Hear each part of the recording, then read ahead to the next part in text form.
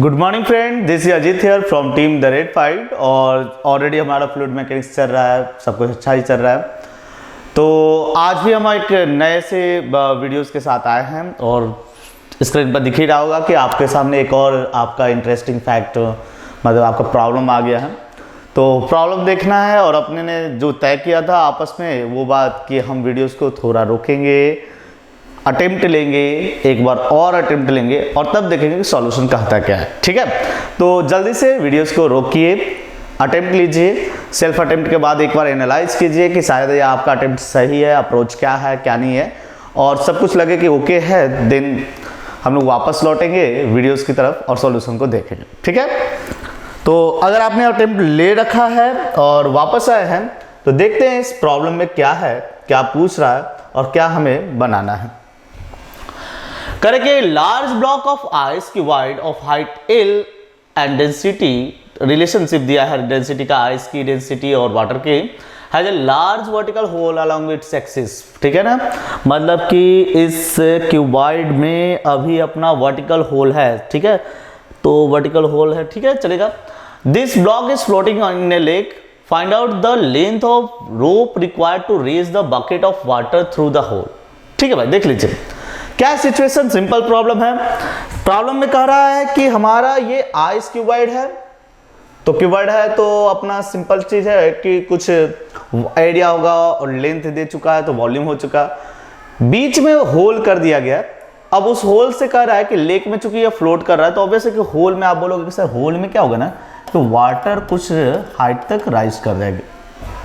ठीक है, और वाटर अगर राइज कर गई तो हमें ये लेंथ h इंडिकेट कर रखा है प्रॉब्लम में कि यह h हाइट पता करना है, जिससे कि हम इस लेंथ के एक रोप को ले और हम एक बकेट ऑफ वाटर उससे बाहर निकाल सकते। Simple problem.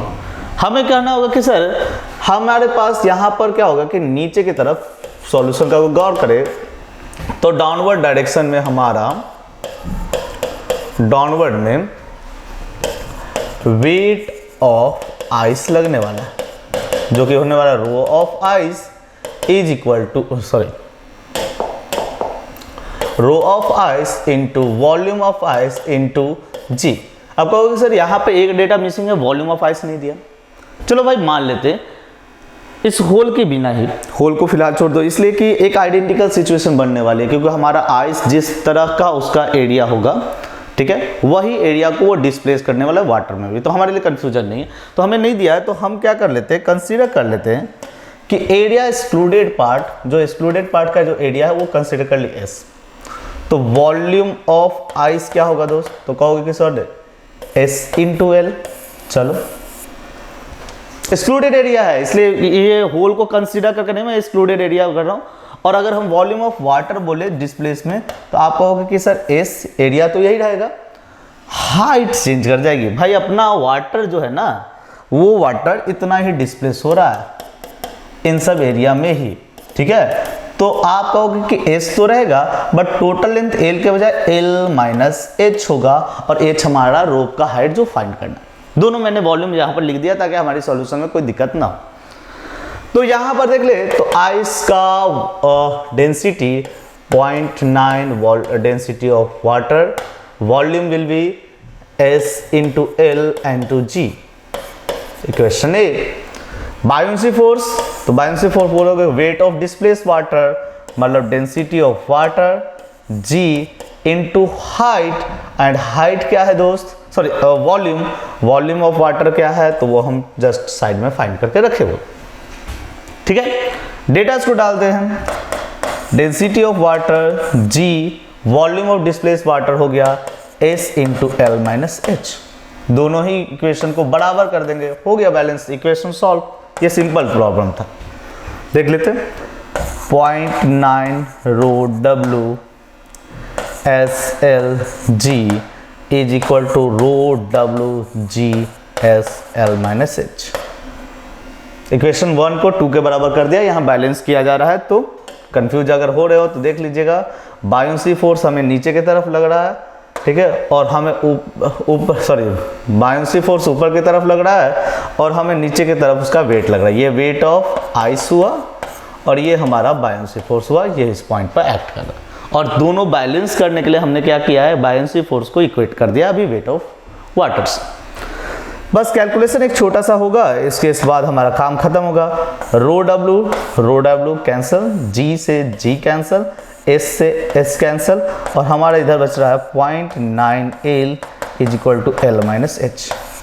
और आप कहोगे सर h तो फाइंड करना है, L माइनस 0.9 L कर दिए, बचा 0.1 L and that will be our answer. ठीक है, एक सिंपल प्रॉब्लम था, सिंपल फंडा से कॉन्सेप्ट से क्लियर हो गया। देखने में स्ट्रक्चर से लग रहा था कुछ हार्ड एंड फास्ट होगा, कुछ नहीं है। एक क्यूबाइड है, क्यूबाइड जो वाटर में लेक में है, तो लेक में है तो ऑब्वियस है कि उसका जो भी बेस एरिया होगा उस एरिया इंटू हाइट का वो वॉल्यूम वो वाटर डिस्प्लेस करेगा। ठीक है, हाइट कंसीडर कर लिया, रोप का हाइट बना है तो रोप का हाइट क्या रिक्वायर्ड होगा 0.1 L। ठीक है, लेंथ जो भी प्रॉब्लम में दिया रहेगा एक्चुअल डेटा में हम उसे यूज करेंगे, आंसर आ जाएगा, खुश हो जाएंगे, नंबर मिल जाएंगे और मिठाई बांटेंगे। ठीक है, तो आगे बढ़ते हैं। प्रॉब्लम अगर हो गया हो तो फिर ओके करें और आगे हम बढ़ेंगे। यस, यह है pressure in case of accelerating fluid. पहले से ही आपके लिए स्लाइड्स को रेडी कर रखा है ताकि प्रॉब्लम्स में हमें ज़्यादा समय न लगे, कुछ है खास नहीं। एक्सेलरेटिंग फ्लूइड्स का मतलब है कि दो तरह की चीज़ें हो सकती है हमारे पास केस में। केस 1 यहाँ पर है जिसमें कि एलिवेटर के अलोंग में, मतलब कि हम अपवर्ड या डाउनवर्ड एक्सेलरेट कर रहे हो वर्टिकल डायरेक्शन में, तब हमें क्या करेक्शन वगैरह जरूरत पड़ेगा। काइनेमेटिक्स से ही लिया गया है प्रॉब्लम इसका कॉन्सेप्ट, तो इसे देखते हैं। काइनेमेटिक्स में हम ऑलरेडी पढ़ चुके हैं कि अगर हमारा एलिवेटर, सपोज ये हमारा एलिवेटर है जो ए से ऊपर जा रहा है, तो आप अगर जब ऊपर जाते हो तो रियलाइज करते हो कि अपवर्ड जाने में आपका क्या होता है दोस्त, कि आपका वेट बढ़ जाता है। ठीक है, ऑब्वियस है कि इतने तो गरीब नहीं होगा हमारी तरह जो एलिवेटर पर कभी नहीं चढ़े होंगे। ठीक है, आप एलिवेटर पर चढ़ो, लिफ्ट पर चढ़ो, और लिफ्ट पर चढ़े हो तो देखे हो कि नीचे से ऊपर जाते हैं तो हमारा एक्सपीरियंस करते हैं कि हमारा वेट कुछ बढ़ गया, एक्सपीरियंस करते हैं। ठीक है, तो इसका वेट बढ़ गया होगा और हमारे लिए वेट का एक फैक्टर है acceleration due to gravity G. Kinematics में ऑलरेडी डिस्कस किया हुआ है, जो बच्चे हमारे रेगुलर हैं हमारे साथ। तो अगर हमारा वेट बढ़ता है इसका मतलब कि जी चेंज हो गया। जी चेंज क्या है, इससे डायरेक्ट बोलो कि जी बढ़ गया। अगर जी बढ़ गया है तो ऊपर जाने के केस में हमारा जो एक्टिंग ग्रेविटी है, एक्सेलरेशन ड्यू टू ग्रेविटी, वो जी प्लस ए नॉट होने जा रहा है।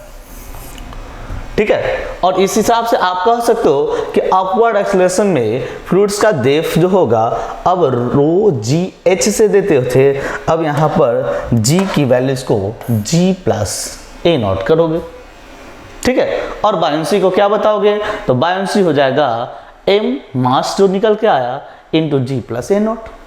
ठीक है, मतलब अब एक्सेलरेशन को कर सकते हैं, इस तरह से मूव कर सकते हो। ठीक है, यहाँ पर एक सिचुएशन को और हम डिस्कस कर सकते हैं। अगर हमारा एलिवेटर जो है डाउनवर्ड मूव करे, ठीक है, तो डाउनवर्ड मूवमेंट के लिए सॉरी मैंने स्लाइड्स में नहीं इंक्लूड किया, बस यहाँ इंक्लूड कर देते। अगर हमारी मूवमेंट स्लाइड्स की डाउनवर्ड हो, ठीक है, अगर हम कहते हैं कि एलिवेटर हमारा डाउनवर्ड मूव कर रहा है, ठीक है, अगर एलिवेटर हमारा कर रहा है मूवमेंट डाउनवर्ड, ठीक है, तो डाउनवर्ड मूवमेंट में हम एक्सपीरियंस करते हैं कि हमारा जो एक्सेलरेशन होगा, एक्सेलरेशन जो सॉरी वेट जो है लेस एक्सपीरियंस करके, इसका मतलब कि यहाँ पर जी जो होगा, सॉरी जी जेड जो होगा वो जी माइनस ए नॉट, और बाकी सारा कुछ जहाँ जहाँ पर आप एक्सेलरेशन ड्यू टू ग्रेविटी जी को यूज कर रहे थे, डाउनवर्ड में हमारा वेट या एक्सपीरियंस करते हैं कि हम वेट लूज कर रहे हैं, या फिर एक्सपीरियंस करते हैं कि हल्के हो गए। हल्के का मतलब है कि जी को घटा दीजिए, सॉल्व हो गया। प्रॉब्लम को कोई नए कॉन्सेप्ट से ज़्यादा ज़बरदस्ती मत जोड़िए ताकि प्रॉब्लम हार्ड लगेगा। प्रॉब्लम को सिंपल कॉन्सेप्ट से रखिए, सिंपल फंडे पर रखिए, और सिंपल फंडा ये कहता है कि अगर अपवर्ड जाते हैं तो एक्सपीरियंस करते हैं कि हमारा वेट बढ़ गया, that is there something that is adding with acceleration due to gravity and we have added that acceleration G plus G A naught. And जब ऊपर से नीचे आते हैं, डाउनवर्ड मोशन में होते हैं, तो हम अपने आप को हल्का महसूस करते हैं, और हल्का का मतलब है कि जी फैक्टर घट गया, एंड जी फैक्टर घट गया that is something that is being deducted from g, और इसलिए हमने घटा दिया जी माइनस ए हो गया। कॉन्सेप्ट में कुछ खास है नहीं, जहां जहां पर हम जो बेसिक कॉन्सेप्ट अभी तक पढ़ रहे थे, जहां जी को डायरेक्ट यूज कर रहे थे एक्सेलरेशन ड्यू टू ग्रेविटी को, अब करेक्ट करके करेंगे, एलिवेटर लिफ्ट का सारा प्रॉब्लम सॉल्व हो जाएगा। ठीक है, नोट्स बना ले।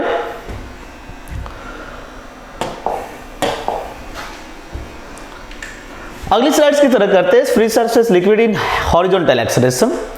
तो अगर आपका कभी भी कोई ग्लास कंटेनर में आप वो लिक्विड को लेके चल रहे, हॉरिजॉन्टल एक्सेलरेशन ए नॉट है, तो पहले तो ये बता दें कि यह जो सरफेस है वो अब हॉरिजॉन्टल नहीं रहेगा।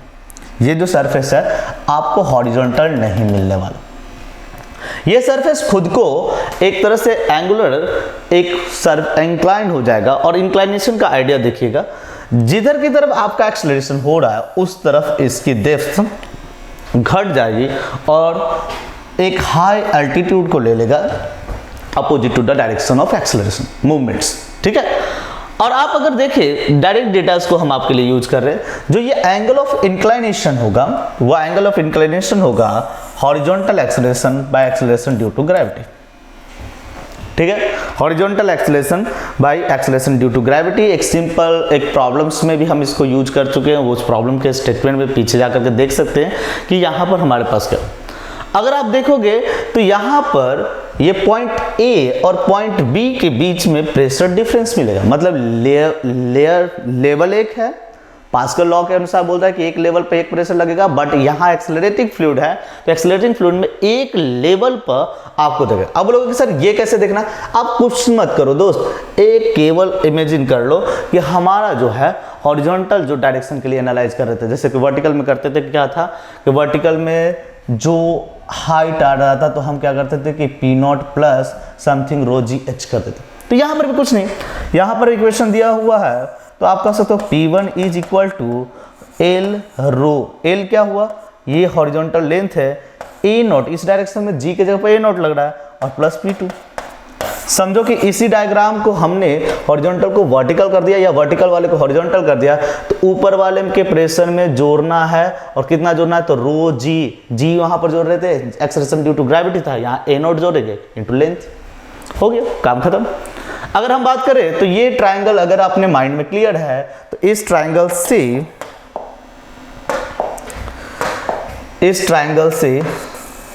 हम कह सकते हैं कि इस ट्राइंगल को थोड़ा गौर करें, सॉरी ट्राइंगल ही गलत स्केच हो गया, हाँ इस ट्राइंगल को अगर गौर करें और आप कह रहे हो कि यह थीटा है, ठीक है, यहां इस पॉइंट का नाम 1 रखा है, इस पॉइंट का नाम 2 रखा है, और आपका यह लेंथ L है, और आपकी ये हाइट H2 है, ये हाइट H1 है। तो आप कह सकते हो कि सर यहाँ पर ये ट्रायंगल्स का भी ये एंगल थीटा होगा, और यहाँ से हम लिख सकते हैं tan थीटा विल बी, यह हाइट क्या हो जाएगा दोस्त, H2 minus H1, H2 minus H1 by L। Simple H2 minus H1 by L कर सकते हैं, और यहाँ से आप कह सकते हो कि H2, ये एक ट्रायंगल के tan थीटा का कॉन्सेप्ट है, क्योंकि यह जो थीटा, यह थीटा तो यह भी थीटा, और उसके बाद परपेंडिकुलर हाइट बाय बेस कर रहा हूँ। H2 minus H1 is equal to L tan theta, and tan theta is equal to A naught by g. आप इस तरह से बता सकते हैं कि वह जो फ्लूइड्स है उस फ्लूइड्स का डिफरेंट पोजीशन पर क्या हाइट होगा, क्या अल्टीट्यूड होगा। ये कॉन्सेप्ट बहुत ज़्यादा हेल्प करने वाला है एक्सेलरेटिंग फ्लूइड्स में, हॉरिजॉन्टल हो या वर्टिकल हो, कॉन्सेप्ट एक है, कॉन्सेप्ट नहीं बदलेगा, बट उसे अप्लाई करने के लिए हमें ये थिंकिंग लेवल क्लियर करना पड़ेगा कि हम कहाँ पर क्या यूज करें। ठीक है, फिलहाल इस वीडियोज़ के लिए इतना ही, अगले वीडियोज़ में मिलेंगे एक बेहतर प्रॉब्लम, बेहतर कॉन्सेप्ट के साथ। तब तक के लिए धन्यवाद, हैव ए नाइस डे।